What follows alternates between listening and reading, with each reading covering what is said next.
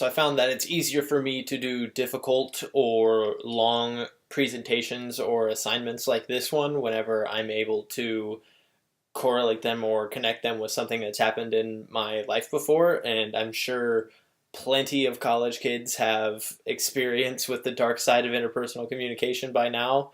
After going through college, you kind of see a lot of that. So whenever I was going through the topic choices, whenever I saw emotional or sexual cheating, I thought, what better personal connection to have than to that one? As you could probably tell, I've experienced this kind of thing before, and I kind of know how serious it is and the effects of it are, and the things that it can do to your relationship. It was one of the most, if not the most, transformative life experience that I've gone through in 22 years. So I feel like I have a lot of thoughts on the matter, and so do a lot of people, because I'm sure that most college students have gone through something like this, or at least have feared it in some capacity. If they would that stem from trust issues, or maybe it creates trust issues. Um, but there's no way I found through my research to completely prevent cheating, and I think that everybody knows that there's not any 100% guarantee to prevent this from happening, but there are plenty of ways that you can work together in your relationship to prevent it from happening. There's just no way with 100% guarantee that you can say it's not going to happen, because humans are humans and they're always going to do what they want to do in the moment that they do something. We always have urges that overcome all sense, and sometimes that's the case with cheating. And there's just nothing else we can do about it other than credit human nature for letting humans do what humans do. And I believe the base of the problem is that there's really no explanation for it. In a study done by psychologytoday.com, 90% of people said that they believed infidelity was completely unacceptable. But in the same study, they said that 30 to 40% of people engage in infidelity. So there's a disproportionate number there of people who are doing something that they know is wrong. And that's just something that you can credit to, like I said, human nature. People doing things that they know that they shouldn't do, but they do them anyway because that's just what they feel like they should do.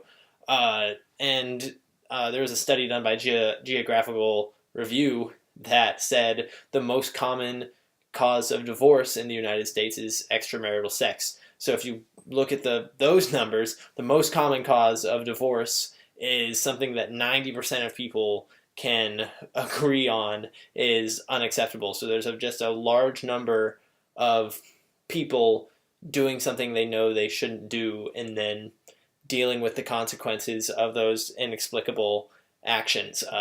Military marriages, in the same Geographical Review that was done in early 2018, military marriages were said to be more prone to cheating, and that's just something that a lot of people, I think, get used to, or it's a stigma that people are at least aware of when they go into military marriages, or whenever they're in a relationship or of any capacity, and they know that the two are going to be apart for a long time.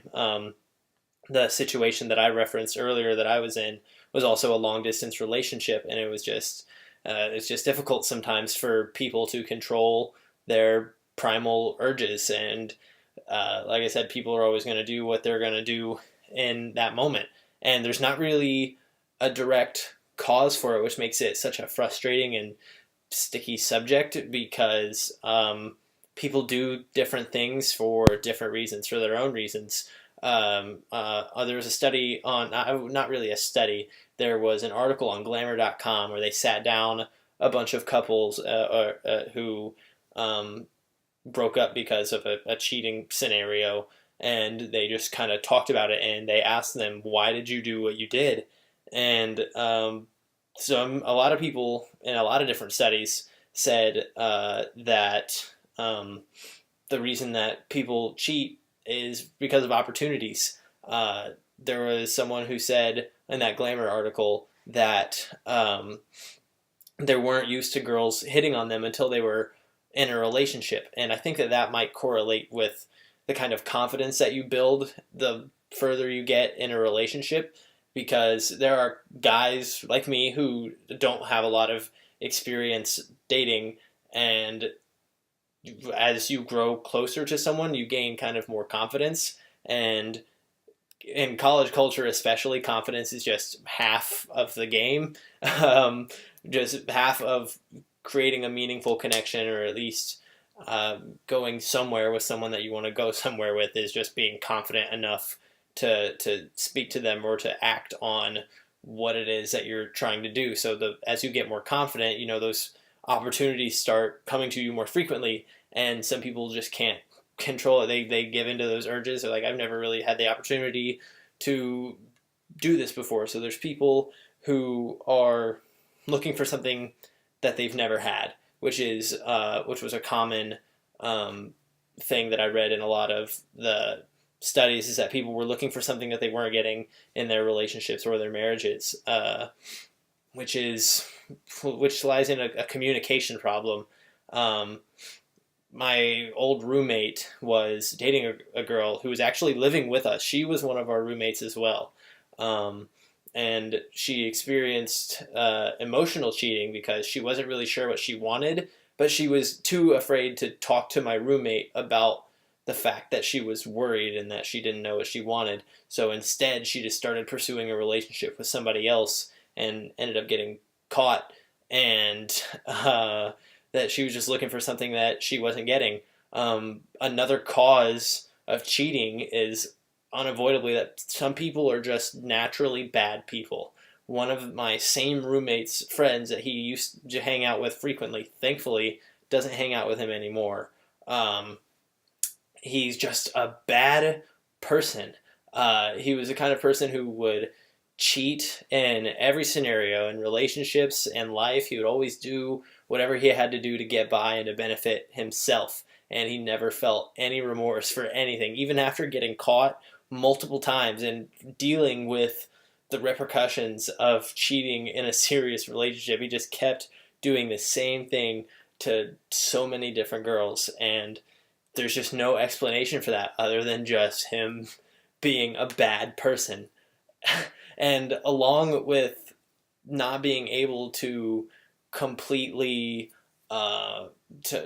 completely prevent cheating, there's not really any way that you can fix what happens afterward or even beforehand. From my personal experience, I think it's important to lay down groundwork. What do you and your partner consider as cheating? What is going to hurt both of you if you kind of sit down at that talk early in the relationship and you lay down like, hey, what are you not going to be happy about me doing? What don't you want me to do?